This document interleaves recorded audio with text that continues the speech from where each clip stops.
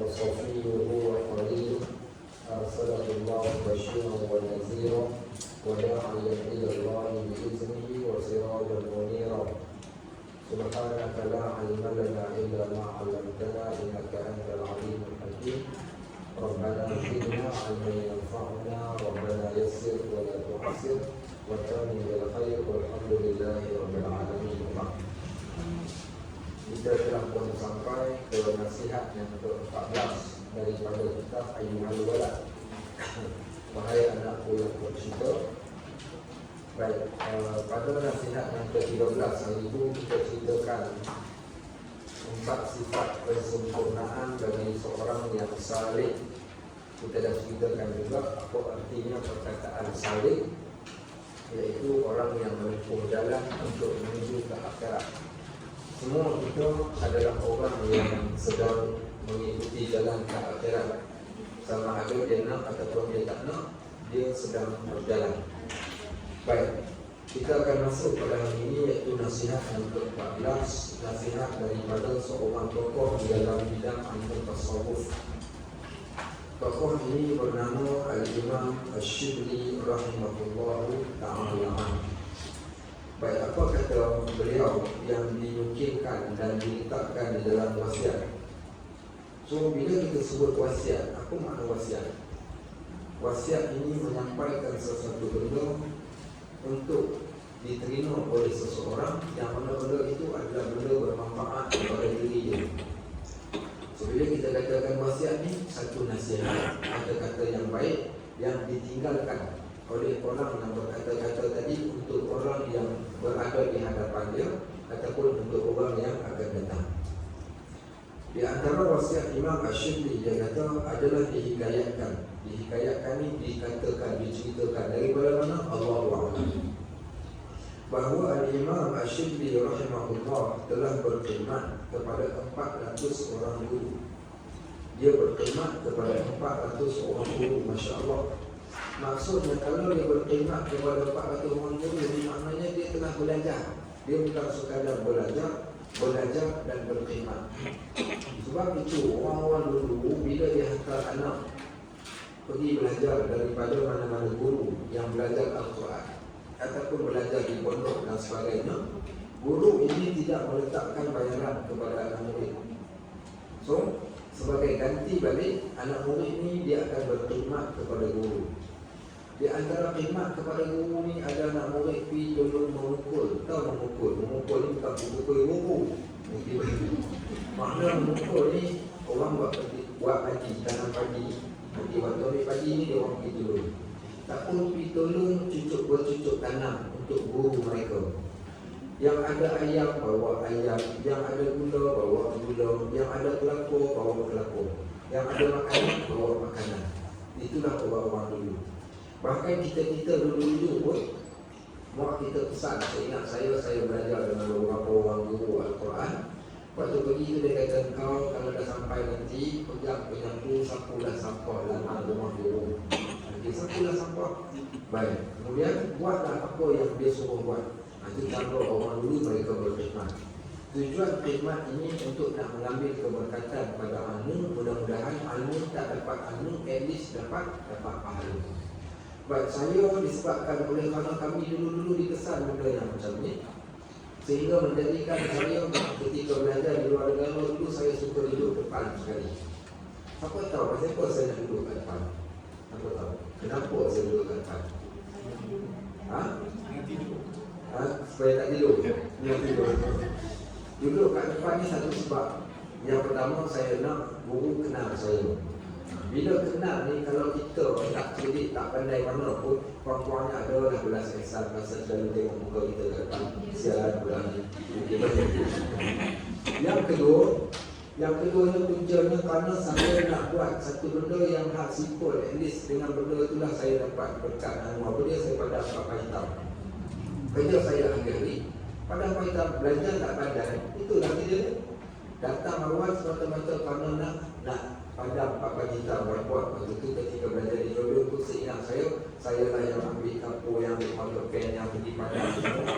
Maka disebabkan kita padam tersebut, saya telah mendapat markah 80/100. Dan saya yakin saya dapat 80 tu bukan pasal saya pandai, tapi pasal saya boleh pandai. Okey, baik. Maka itu antaranya. Okey. So, orang dulu-dulu ni mereka berkhidmat. Sehingga kan Imam Ash-Shibli dia pernah berkhidmat kepada 400 orang guru. Baik, bagaimana dengan para sahabat ridwanullah alaihim ajma'in? Ada tak mereka berkhidmat untuk bagi dia? Ada. Siapa?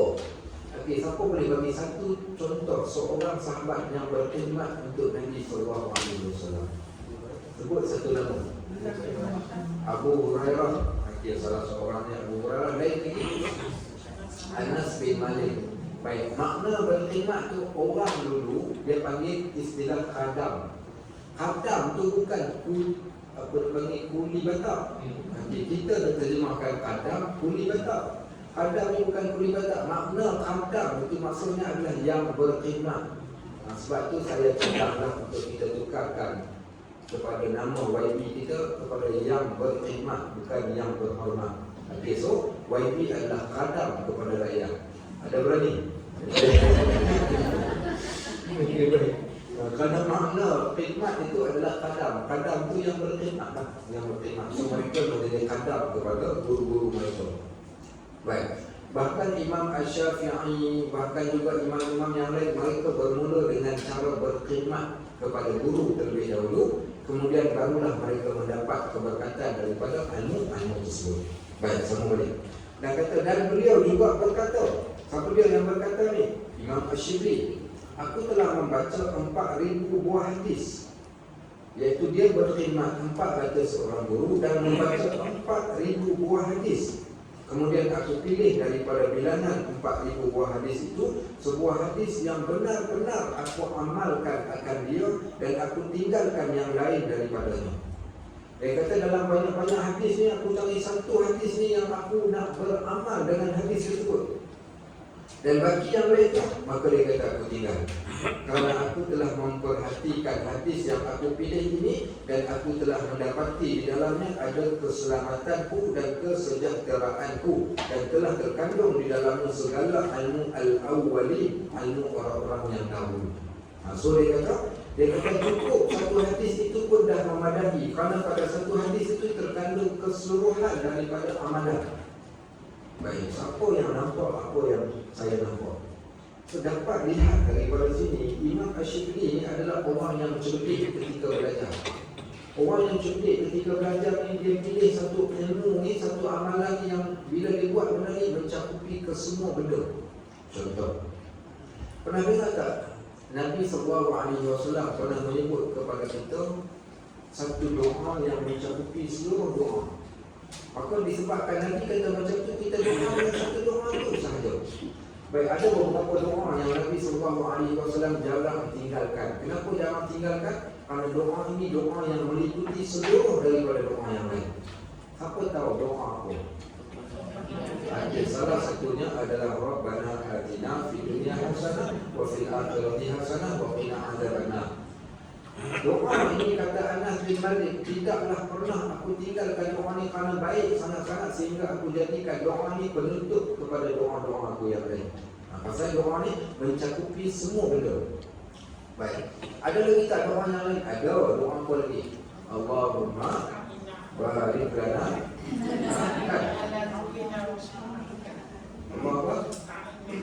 Allahumma ada satu lagi doa yang lain. Tapi saya ceritakan doa ni datang daripada kisah Al-Abbas bin Abdul Muttalib. Al-Abbas ni pak saudara Nabi SAW. Al-Abbas ni datang, dia kata, ya Rasulullah, boleh tak engkau ajarkan kepada aku satu doa yang mencakupi semua doa-doa yang lain? Maka kata Nabi SAW, wahai Al-Abbas, mintalah, berdoalah kepada Allah dengan satu doa, satu perkataan saja doa ni, tapi satu perkataan ini meliputi seluruh doa yang lain. Apa dia doa yang satu perkataan ni? Allahumma inni as'aluka al-afiyah. Okey, al-afiyah. Satu kan, tadi kata satu perkataan ni dah banyak perkataan yang kita bawa bersama. Okey, baik. Okey, Allahumma inni as'aluka al-afiyah. Siapa yang boleh terjemah Al-afiah ni maknanya apa?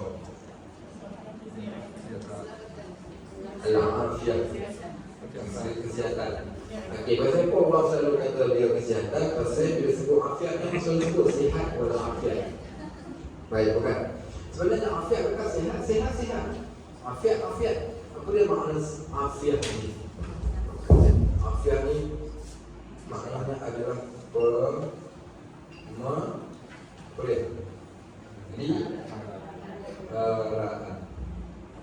pemeliharaan Allah. Ya Allah, kami mohon kepada Engkau pemeliharaan yang sempurna. Baik, orang yang diberikan rezeki yang baik, afiat. Orang yang diberikan kesihatan, afiat. Orang yang diberikan kesembuhan, afiat. Orang yang diberikan kebaikan, afiat. Semua benda yang baik yang kita dapat adalah datang daripada afiat Allah Subhanahu wa taala. Baik, itu diminta perkataan Nabi sebutkanlah satu perkataan ini, yang mana satu perkataan ini mencakupi keseluruhan daripada apa yang engkau minta, iaitu adalah afiat. Baik, sebab tu kadang-kadang ada orang yang dibaca salah satu doa Nabi, Allahumma afini fi badani, Allahumma afini fi sam'i, Allahumma afini fi basari. Okey, baik. Apa makna afini? Afiat. Ya Allah, afiatkan aku pada penglihatan, pendengaranku. Maka peliharalah kesemua benda tersebut.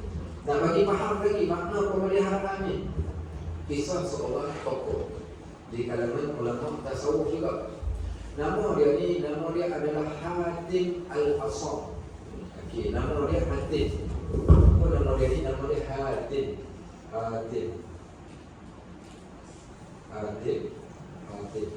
Al-Asam. Al-Asam adalah gelar kepada dia. Al-Asam.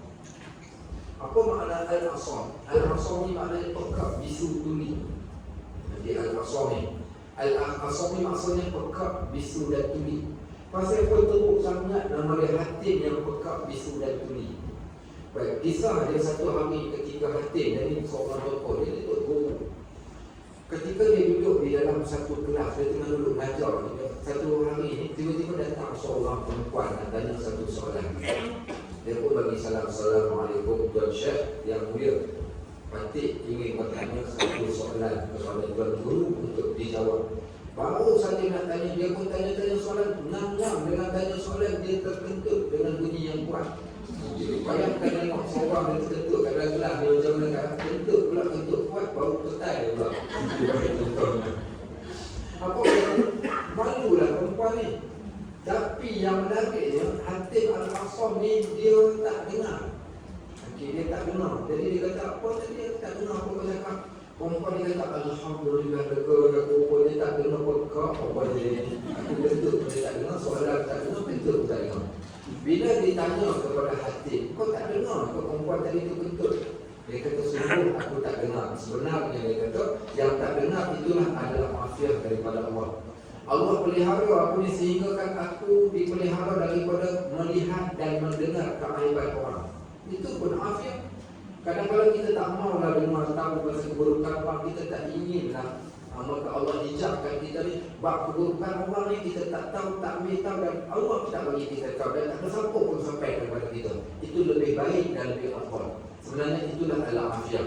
Al-afiat ni bukan sekadar pelihara kita dalam bentuk beri kebaikan semata-mata, bahkan terjaga kita ni daripada sebarang keburukan, maka itu juga dinamakan al-afiat.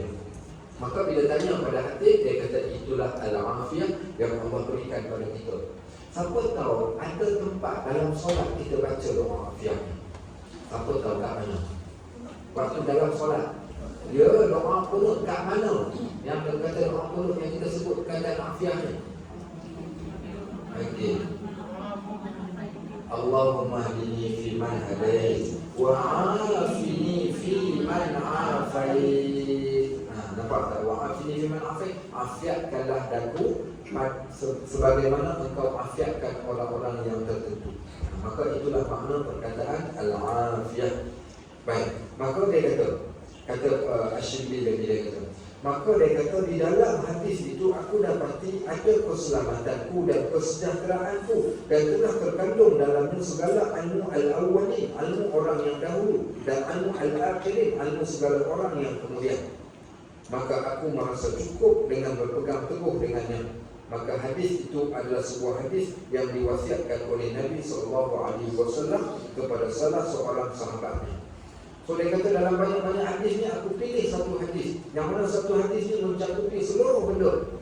Dan dialah dalam hadis tersebut terdapatnya amalan orang dulu dan orang yang terkemudian. Maknanya faedahnya, dia memberi faedah kepada orang dulu pun dapat faedah, dan orang yang terkemudian pun kalau dia beramal dengan hadis ini, nescaya mereka juga akan mendapat faedahnya, faedah yang sama.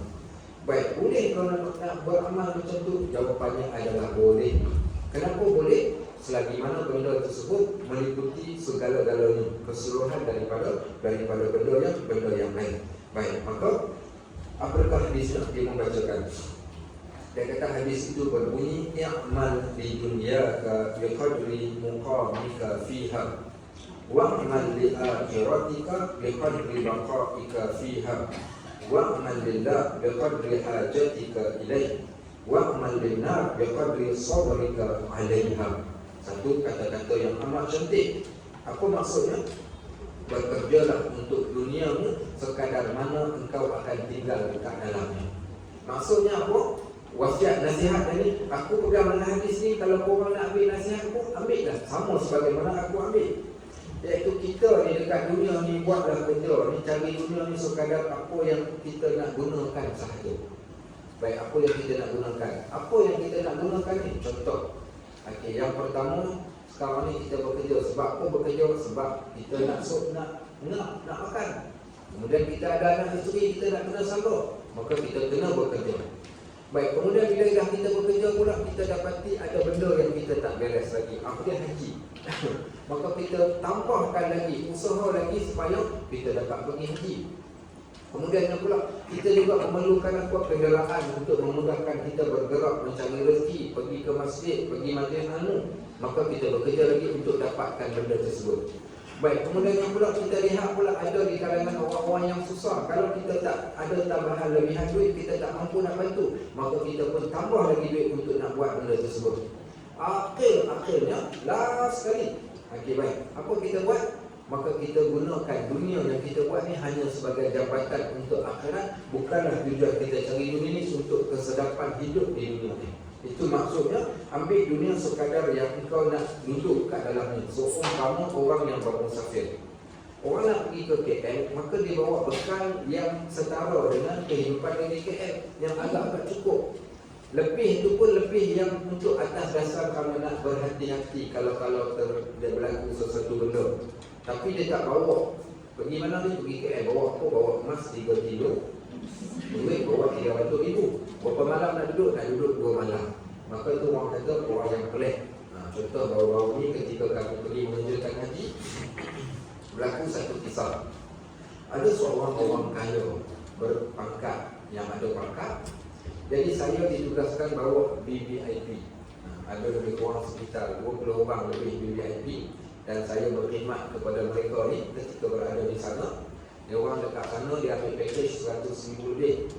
So mereka duduk di hotel Sofwa. Hotel bukan sekadar menghadap Kaabah, bahkan nampak Kaabah dan orang bertawaf.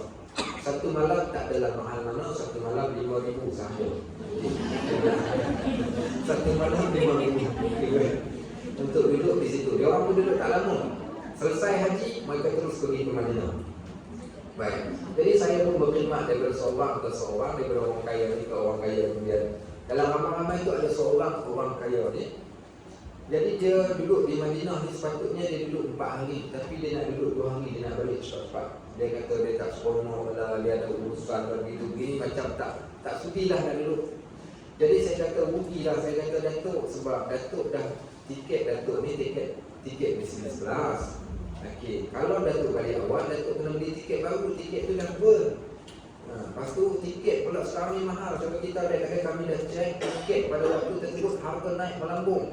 Tiket business class untuk satu orang RM18,000. Satu orang saja RM18,000. Tahu apa dia cakap kat saya? Dia kata, please don't talk with me about money. Okey, sebenarnya aku tak ada masalah dalam masalah duit. Kau jangan jatuhkan standard aku tak sebelum. Cakap pasal duit, berapa pun aku boleh bayar lah.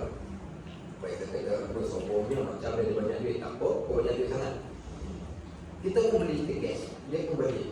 Waktu balik tu saya dah hantar dari airport. Waktu saya dah sampai ke hotel, ada airport call. Kata, okay, bos, ada orang sangkut. Dia kata dekat airport, awak punya jemaah sangkut 2 orang. Sangkut kenapa? Jadi saya pun bergegas pergi kat sana. Rupa-rupanya dia bawa cash money 100,000 rial dalam beg dia. Okay, kemudian dia beli emas 40,000 ringgit, 40,000 rial. Dia beli emas nilai 140,000 keseluruhannya. Jadi dia tak declare dia punya duit dia dengan barang emas dia. Akhirnya semua barang tadi dirampas. Dan semua duit yang dia miliki semua diambil. Semua diambil, tinggal tak ada apa duit. Satu orang Kedah kata sekepiang pun tak ada. Berapa sekepiang, berapa kiraannya?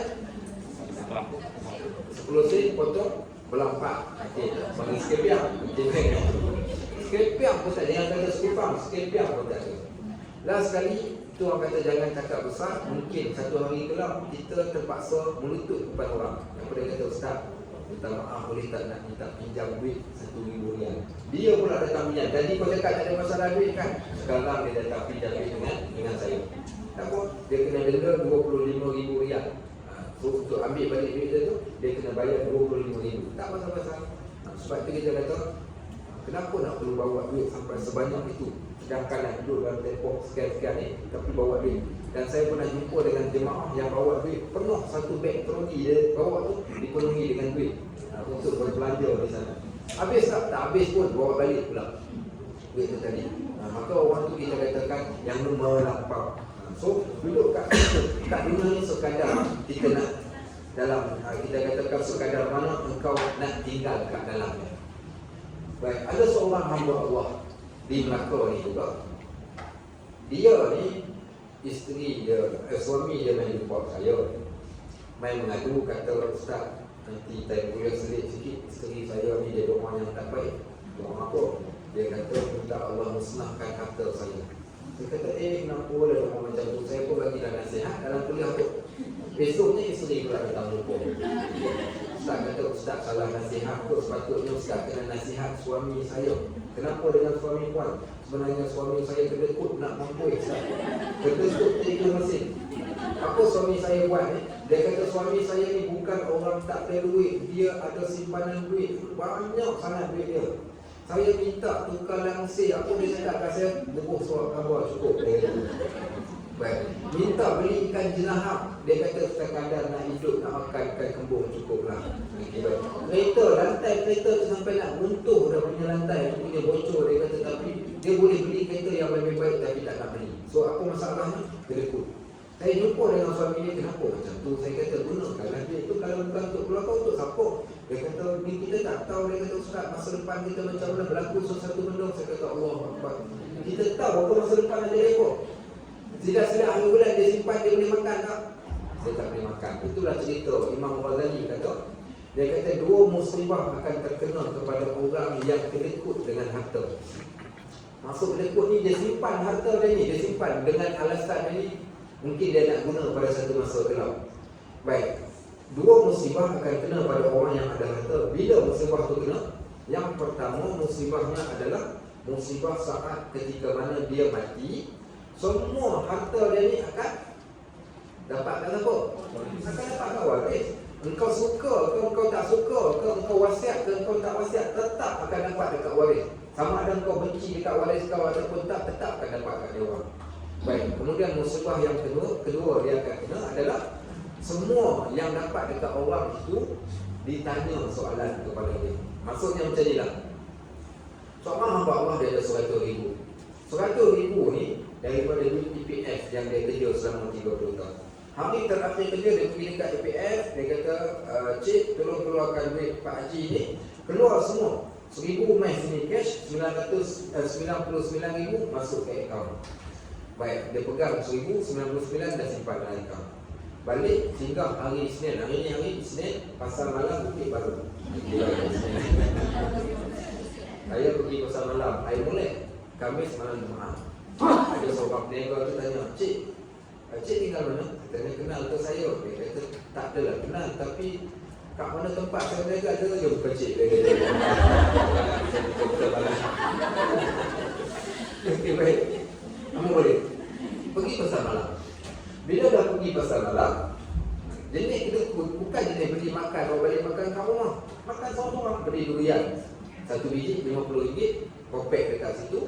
Baki duit ada berapa lagi? Dia cabut ada RM1,000, ambil 50, RM950 dalam poket, RM50 bayar durian. Makan buah durian, tercekik, mati kat pasar malam. Bila dia mati, Allah tanya dekat dia tu duit, semua duit yang dia tinggal tu dapat kat siapa? Dapat kat waris. Baik, tapi soalan yang dia dapat, Allah tak tanya RM50 yang dia makan durian tu, tapi Allah akan tanya RM100,000 yang dia dapat waktu tersebut. Masuk ke mana dan bagaimana dia belanjakan. Tak pasal-pasal kita. Baik, saya ketika saya habis belajar, bapak saya keluarkan bil. Dia tunjuk kat saya dalam diary dia, kau tahu tak berapa aku habiskan untuk kau belajar? Start dari awal sampai habis. Dia kata, saya tak tahu. Dia tunjuk, dia kata RM70,000. Lebih kurang RM70,000. Dia kata sekarang 6 kau habis belajar, aku pun jelek dah tak ada duit. Saya pun cakap kat bapak saya kata, bagus abah. Kenapa bagus? Nanti soalan tak banyak kat dalam kubur. Banyak dia kata kau boleh bagus. Baik, tapi poin nak cerita apa? Poin dia nak kabarkan, begitulah keadaan hakikat sebenarnya kita. Makin banyak yang kita simpan, maka makin banyak soalan yang kita akan kena jawab. Makin banyak yang disimpan, makin banyak kita kena jawab. So macam mana nak buat untuk mengatasi situasi? Salah ke kalau kita nak simpan? Tak salah. Tapi bersimpan tersebut mesti bersebab. Contoh, saya tunjukkan kisah seorang sahabat Nabi. Nama sahabat ni Sa'ad bin Abi Waqqas radhiyallahu anhu. Sa'ad bin Abi Waqqas ini antara 10 sahabat yang dijamin masuk syurga. Dia pernah sakit teruk, sakit tenat. Sehingga kan orang tu sangka sakit tenat dan dia akan menyebabkan dia mati, dan dia pun sangka macam tu. Tapi Allah panjangkan lagi usaha dia sampai 80 tahun lebih. Waktu selepas Fatu Mekah ni dia jatuh sakit. Nabi SAW pergi ziarah dia. Ketika Nabi SAW ziarah dia ni, waktu tersebut dia kata, ya Rasulullah, aku wakafkan semua harta benda aku kepada engkau. Ambillah semua. Nabi SAW kata dekat dia, tak boleh. Banyak, dia kata semua tak boleh. Dia kata kalau semua tak boleh, aku bagi separuh harta aku kepada engkau ya Rasulullah. Nabi kata separuh pun banyak. Dia kata kalau separuh pun tak boleh juga, apa kata aku berikan 1/3 kepada engkau. Kata Nabi SAW, 1/3 pun banyak tetapi boleh. Dan Nabi sambung lagi, Nabi SAW kata, sesungguhnya engkau tinggalkan kepada keluarga engkau harta untuk mereka hidup, daripada mereka meminta-minta itu lebih baik lagi daripada engkau buat apa yang kau buat sekarang. Maksudnya apa? Boleh untuk tinggalkan harta, tujuan untuk ditinggalkan pada waris. Supaya apa? Supaya waris kita tak meminta-minta, sekurang-kurangnya dia orang dah ada harta sedikit nanti. Kalau tujuan yang tu dibenarkan. Tapi kalau tujuan untuk diri sendiri, untuk kita nak joli, untuk kita nak berseronok, yang ni jangan. Yang ni jangan. Kalau untuk tujuan kita tinggalkan untuk waris kita, contohnya nak ambil berkat hasil daripada titik peluh kita yang bekerja, yang ni tanah ni bagi kat anak tu, tanah ni bagi kat anak ni, yang ni masih lagi dalam kategori yang dibenarkan. Tapi satu cerita ni yang menarik untuk kita teladani, ini kisah seorang lelaki Pak Haji daripada Kedah. Nama dia Pak Mut, Pak Mit, Pak Mat, macam tu lah, saya pun tak tahu salah satu lah. Ceritanya, dia ni orang yang biasa-biasa, orang yang buat sawah pagi ni. Dan dia ada 10 orang anak, semua anak-anak dia ni berjaya, belajar baik, berjaya jadi orang yang hebat. Ada engineer, ada doktor, ada cikgu. Tapi Pak Mit ni walaupun dia dah tua, umur 70 lebih dah, dia masih lagi dia buat bendang, dia buat sawah pagi ni. Sampai kan jadi bualan orang kampung, apalah tua-tua pun dulu kerja cari duit, apa anak engkau tak bela, kau tak bagi duit kat engkau kau. Pernah engkau bela dia orang sampai berjaya, last lagi dia orang biarkan kau pergi turun dalam sawah pagi buat kerja kotor macam tu. Akhirnya orang duk kata pada dia diam sampailah satu hari barulah dia cerita.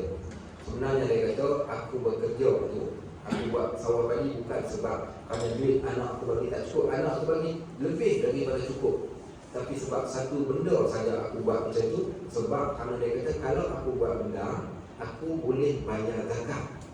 Tujuannya untuk bayar zakat semata-mata. Semua kalau orang buat benda, semua orang kena bayar zakat. Siapa yang buat benda, dia kena bayar zakat. Maknanya kalau dia tak bayar zakat, tak boleh. Bahkan kalau dia tak buat benda, dia tak akan bayar zakat. Baik, soalan saya nak tanya, mana yang lebih baik, zakat dengan sedekah biasa? Zakat. Mana lebih baik, solat sunat dengan solat fardu?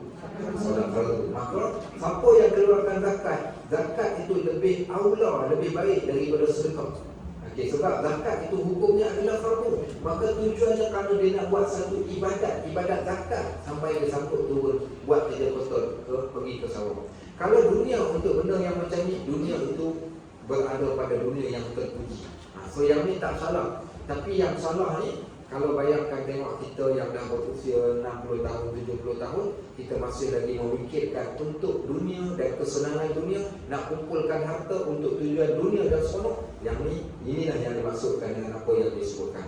Adapun yang lain daripada itu tak jadi masalah. Simpan duit sedikit untuk buat anak-anak besok kalau kita meninggal, anak-anak adalah sedikit untuk dia orang ada berkat daripada kita. Contohnya, yang itu tak ada masalah. Yang jadi masalah, kita mengumpul kekayaan demi kekayaan, tujuan untuk berseronok, untuk berada kat dalam dunia. Dia sama lagi. Dia kata, dan beramallah untuk akhiratmu. Beramal untuk akhiratmu sekadar mana engkau akan berada di sana. Maksudnya apa? Buatlah kerja untuk akhirat ni sekadar mana engkau akan berada di sana. Selama mana nak duduk kat sana? 10 tahun. Okey. Berapa lama nak duduk kat sana ni? Ke akhirat. Khalidina fiha abada. Duduk kekal selama-lamanya. Jadi, sekarang kalau yang dunia, kita buat kerja dunia untuk kadar kita nak guna. Kalau untuk akhirat, maknanya yang mana nak kena lebih? Of course lah, nak kena lebihkan akhirat. Masa kita nak duduk lama dekat akhirat ni. Ke akhirat ni kita nak duduk tempat yang paling lama. Sebab tu kalau tengok balik bekalan, sampaikan Allah sebut dalam Al-Quran, wattaqullah ya ayyuhallazina amanu taqullah wal tanzur nafsun ma qaddamat lighad. Wahai manusia, takutlah kamu kepada Allah. Tengok pada setiap diri apa bekal kamu untuk esok. Untuk esok, kalau kamu mati, apa bekalan yang kamu nak bawa untuk jumpa Allah Subhanahu Wa Taala? Maka beramal untuk akhirat ni sekadar mana engkau akan berada di sana. Sekadar mana ni nak berada di sana ni, kita nak duduk lama sangat-sangat. Maka setiap benda yang kita buat di dunia ni biarlah ada hubungan dengan akhirat kita. Baik, dan beramallah kerana Allah sekadar mana engkau berhajat kepadanya. Beramal kerana Allah sekadar yang kau berhajat. Ayat ni sebenarnya ayat semua kita fikir, berapa hajat kita kepada Allah ni? Hajat sedalam mana? Tak ada tempat yang paling kita perlu pasangkan hajat kita ni melainkan kepada Allah. Sebab kita fakir, Allah kaya. Sebab Allah sahaja yang boleh menentukan ke mana tempat kita. Maknanya, nak tak nak, setiap orang ni dia perlu berhajat kepada Allah. Dan dia tak boleh tinggalkan Allah sedikit pun, walaupun sedetik dalam kehidupannya. Kerana Allah yang mengatur, Allah yang menguruskan, Allah yang memberi, Allah yang menurunkan. Maka kesemuanya Allah. Maka tidak ada sebab pun untuk kita tinggalkan Allah dan kita tidak berhajat kepada Allah. Sebab itu kita sebut nahnu, kita ini muftaqirun, kita memerlukan dan berhajat ila Allah, kepada Allah. Sebab itu orang selalu sebut faqir, al-faqir ila Allah. Al-faqir, apa makna al-faqir ni? Al-faqir maknanya orang yang berhajat kepada Allah. Karena kita tidak ada, Allah sahaja yang mampu memberikan kepada kita. Maknanya apa? Kena buat semua-semua beramal kerana Allah, kerana kita berhajat kepada Allah Subhanahu Wa Taala. Dan buatlah sebarang amalan yang akan memasukkan engkau ke dalam api neraka sekadar engkau sabar menahan seksanya. So, ayat ini kena ambil pada sebaliknya. Jangan ikut ayat ni. Kalau ikut ayat ni, buatlah sebarang amalan yang akan masukkan engkau ke dalam api neraka sekadar mana engkau sabar menahan seksanya. Maksudnya apa? Kalau orang rasa kuat sana, boleh tahan api, tak apalah, buatlah apa pun kau nak buat. Itu maksudnya macam tu. Tapi kalau tak tahan, jangan lupa pasal. Sebab tu ayat ni dipanggil mafhum mukhalafah. Mafhum mukhalafah ni, dia kata kalau engkau tak takut dekat api neraka, buatlah apa yang kau nak buat. Tapi kalau kau takut, hati-hati, kau jangan buat. Sama juga, kalau lah sekiranya kau rasa dunia ni seronok, carilah dunia. Okey, baik. Dan kalau kau rasa akhirat tu tak penting bagi kau, buat sikit-sikit je lah, tak payah buat banyak-banyak pun. So ayat ni seumpama kita katakan satu benda nak suruh kita fikir. Dia tinggalkan seolah-olah berada di awang-awangan. Dia tak bagi satu keputusan yang tepat, tapi dia bagi kita fikir. Baik, kita mula daripada awal ni. Bekerja untuk dunia sekadar mana engkau akan tinggal kat dalamnya. Baik, sekadar mana nak tinggal kat dalamnya ni? Buat kerja hari ni makan pagi besok? Tak juga. Kita perlukan juga dunia ni. Okey, baik. Kemudian beramal untuk akhirat. Sekadar mana engkau akan berada di sana? Sekadar mana? Macam tak penting ke akhirat ni? So penting ke tak penting? Sendiri fikirlah. Penting tak akhirat tu kita ni? Penting. Akhirat tempat kita tuju, tak kala kita nak buat ala kadar saja. Baik.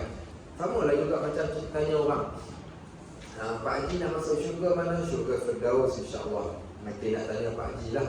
Pak Haji tengok handphone sehari berapa jam? Tak adalah lama sangat Ustaz. Kadang free tengoklah, kadang 2 jam, kadang 3 jam. Masya-Allah. Baik, Pak Haji masuk ke tandas sehari berapa kali? Sehari ada dalam 4-5 kali. Kalau ukur semua ada dalam 1 jam. Ada kot 1 jam. Baik, Pak Haji tidur sehari berapa kali? Dia kata malam tidur tak lama sangat, dalam sekitar 4 ke 5 jam. Siang tambah lagi 2 jam. Maknanya lebih kurang dalam sekitar 7 jam. Dia kata ya Ustaz. Baik, Pak Haji makan sehari berapa kali? Biasa 4 kali Ustaz. Sekali makan berapa minit? 30 minit. 4 kali makan? Okey, maknanya 2 jam lah. Okey, 2 jam. Baik, sekarang nak tanya soalan pula kat Pak Haji lah, soalan terakhir. Pak Haji solat, satu solat berapa minit? Okay. 5 kali solat, satu solat tu pasal Pak Haji dah pandai dah solat, dah cakap satu solat 5 minit. Kalau orang lambat tu pasal dia tak cakap lagi. Okey, baik, Pak Haji dah cakap satu solat 5 minit. 5 kali 5 25, tambah 5 minit waktu kecederaan, jadi 30 minit. Baik, sekarang kita nisbahkan. Solat dengan handphone mana menang? Menang handphone. Solat dengan tidur mana menang? Menang tidur. Solat dengan toilet, mesti solat punya. Menang toilet lagi daripada solat. Ya Allah, tanya nak masuk syurga mana? Syurga Firdaus. Inilah maksudnya. So, kat mana kita letakkan kepentingan akhirat kita dalam diri? Sebab itu, orang yang letakkan akhirat dalam diri ni, dia takkan lalai dan ekor.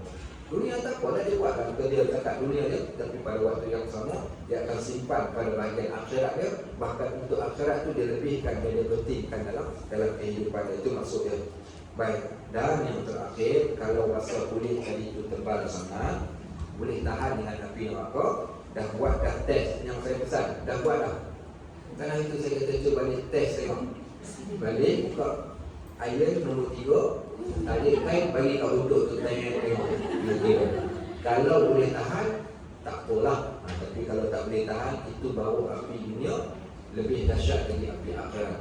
Sebab tu dalam surah Al-Waqi'ah ada satu ayat cerita tentang api. Siapa pasal? Allah sebut dalam surah Al-Waqi'ah, afara'aytumun naral lati turun antum ansha'tum syajarataha am nahnul munshi'un nahnu khalaqnaha tazkiratan wa mata'an lil muqwin fasabbih bismi rabbikal azim. Apa maksudnya? Manusia KPA nampak tak macam mana waktu KPA nyalakan api? Okey, KPA tengok tak waktu KPA nyalakan api tu? Allah tanya lagi, siapa yang jadikan api tu? Kami ke KPA yang jadikan? Allah tanya.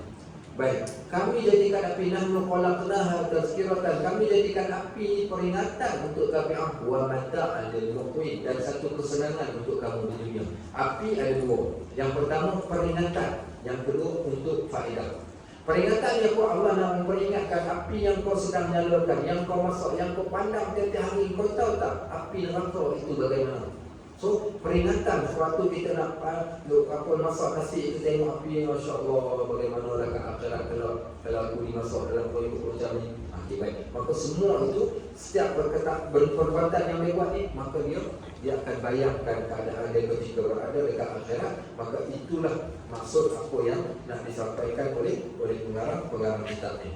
Baik, maka dia kata, wahai anakku yang tercinta. Siapa dia ni? Yang ni Imam Ghazali kata, apabila engkau mengetahui hadis ini, maka sebenarnya engkau sudah tidak perlu lagi kepada ilmu yang banyak. Betul ke tak betul? Betul lah. Kalau kita faham apa tujuan kita hidup dekat dunia, kalau kita faham berkaitan pentingnya akhirat kepada kita, kalau kita faham pentingnya keikhlasan kepada Allah. Baik. So dalam hadis ni ada beberapa penting. Okey. Ada beberapa perkara. Beberapa perkara kita sebut satu-satu. kalau yang pertama, okey, yang pertama sekali,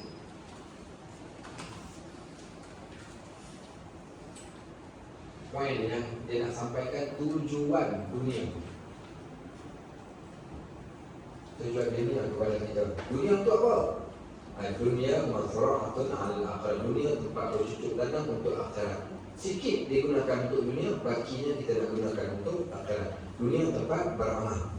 Bagi yang kedua, dia nak ceritakan tentang kepentingan akhirat. Kepentingan akhirat. Sebab apa penting akhirat? Sebab akhirat tempat istirahat. Jangan jadikan akhirat tempat azab. Kita nak jadikan akhirat tempat istirahat. Macam dulu tuan-tuan bekerja keras ketika zaman muda. Sebab waktu tua nak duduk pencet, at least ada duit dapat, ada sedikit harta, ada rumah tempat berteduh yang kita beli sendiri, ada anak-anak yang jaga kita. Maka kalau kat dunia kita rancang bagaimana dengan akhirat, kerana di sana menunjukkan pentingnya akhirat untuk kita, tempat yang kita akan tuju. Yang ketiga, kepentingan ikhlas.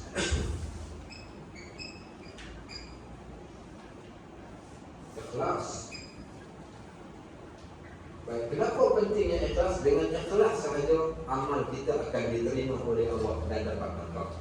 Dengan ikhlas, kalau buat kerja bukan kerana Allah, rugi semata-mata walaupun 100 tahun dia hidup dekat dunia. Yang keempat,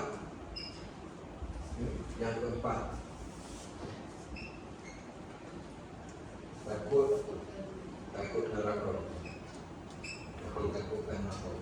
Baik, 4 benda ni kalau kita boleh buat, kita faham tujuan dunia ni kepada kita, kita faham tentang kepentingan akhirat, kita faham tentang kepentingan beramal dengan ikhlas supaya amalan diterima, dan kita takut akan apa, cukup akan menjadikan seorang itu orang yang baik. Cukup, dia akan menjadikan baik. Yang pertama, tujuan dunia. Tujuan dunia ni bukan tempat untuk kita nak bergaduh, berebut harta. Tujuan dunia ni untuk kita cari sedikit rezeki untuk tujuan akhirat kita. Dunia ni tempat kita beribadah. Dunia ni kita ni sebagai hamba Allah yang ditugaskan, wa ma khalaqtul jinna wal ins illa liya'budun. Kami tak ciptakan jin dan manusia mereka nak buat ibadat kepada Allah. Semua kerja buat kita kat dunia ni asasnya adalah ibadat.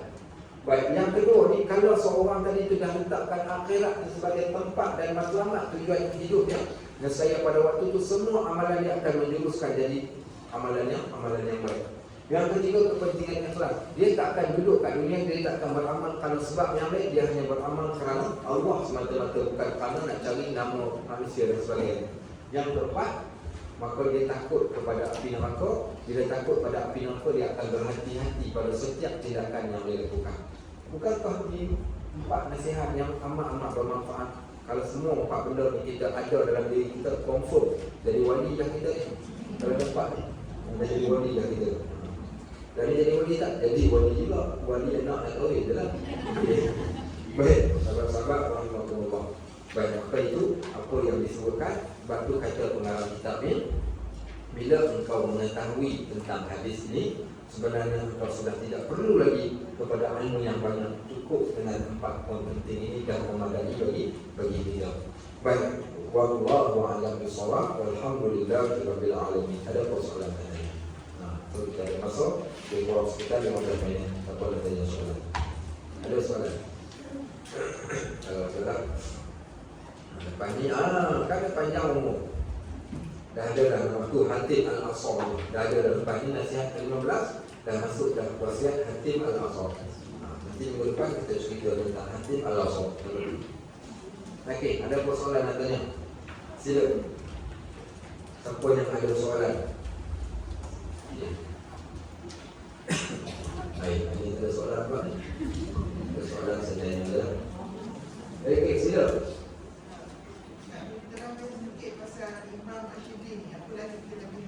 Okey, apa kelebihan tentang Imam Shibli? Dia Imam Shibli ini salah seorang tokoh sufi ataupun tokoh tasawuf di dalam bab penyucian jiwa. Dia di antara golongan tabi'in. Dia di antara tabi'in. Tabi'in maksudnya orang yang tak pernah jumpa dengan Nabi, tapi sempat jumpa dengan para sahabat sahaja. Dia hidup sekitar tahun bersamaan dengan tahun Imam Al-Qadhi dalam sekitar 200 ke 400 Hijriah, di kuartal macam itulah. So dia kalau siapa buka kitab tasawuf, mesti nama-nama ini di antara nama yang kita mesti jumpa. Dan Shibli ini adalah satu tempat, satu tempat yang berada di berdekatan dengan Mesir.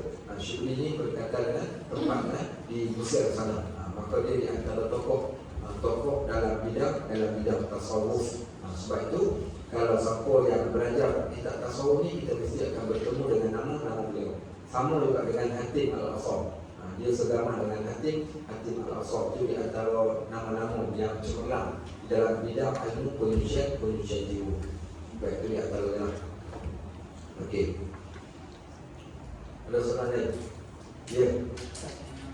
Sebelum kita berbicara, kita menggunakan kufur wal faqar.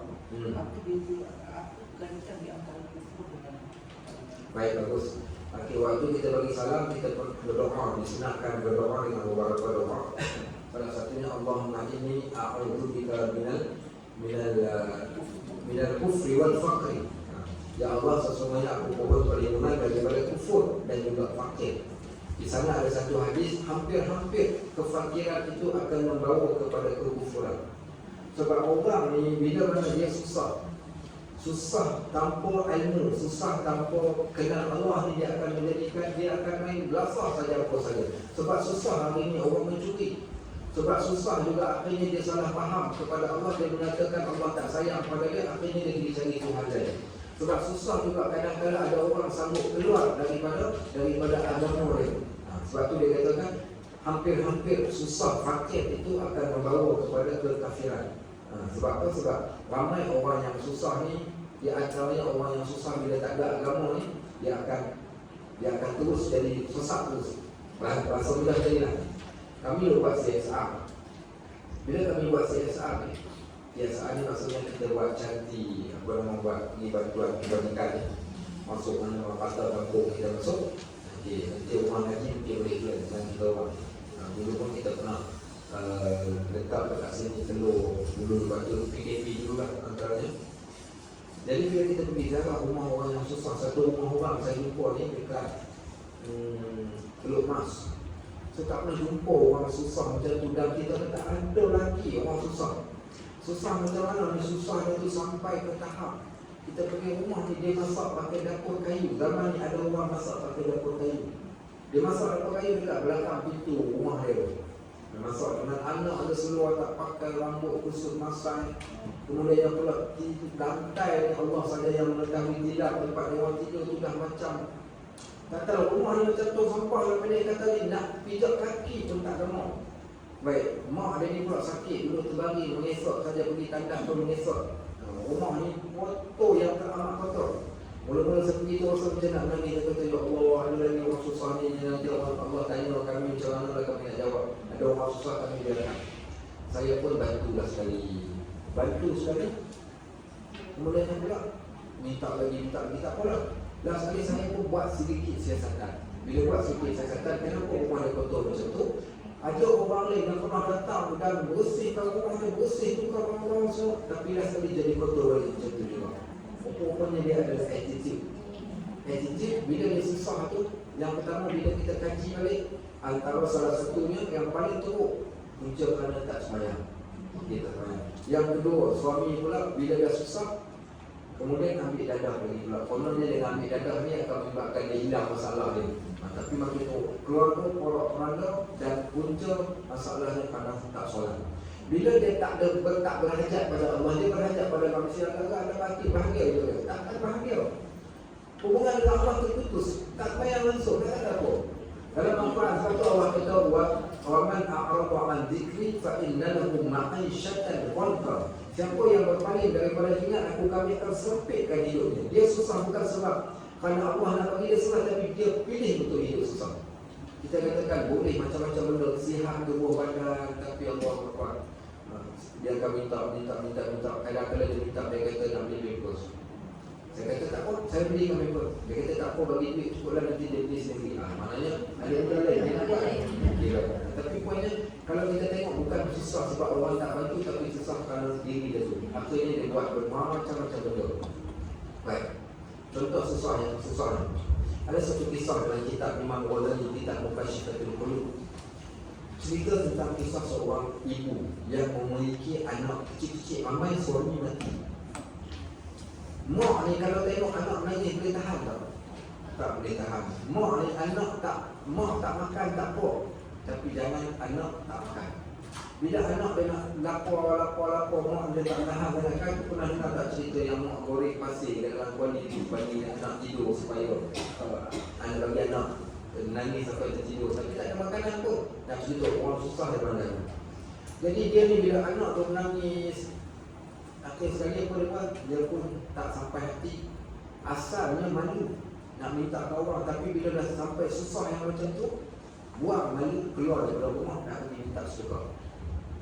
Satu rumah, tak dapat sampai satu rumah ada satu orang lelaki keluar. Dia kata, Tuan, yut'aimukum Allah, bagi kami makan, anak-anak lapar kat rumah, makanan tak ada, mudah-mudahan Allah bagi banyak makan kepada Tuan.